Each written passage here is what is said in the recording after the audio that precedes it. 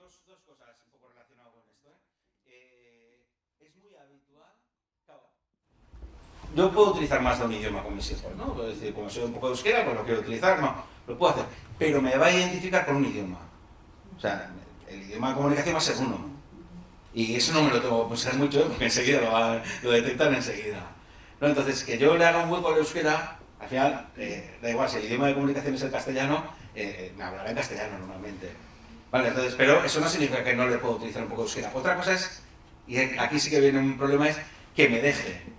Porque muchas veces suele ocurrir que intento utilizar el euskera que sé y no me deja. Landereño sí, pero tú no. Vale, esto es porque identificamos, es porque identificamos a las personas y las situaciones con los idiomas.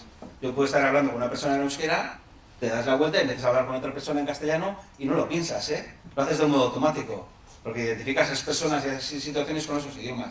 Claro, si yo identifico a mi madre con el castellano y a veces se pone a hablar en euskera, pues hay algunos que no les importa, pero hay otros que se les hace raro. Entonces no les gusta o no tal.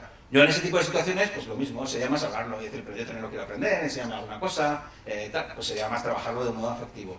Pero tener claro eso, que el idioma de identificación va a ser uno, y eso es importante, además tiene que ser uno. O sea, no el que sea, pero tiene que ser uno. Y que sea rico, lo que decíamos antes, que tenga recursos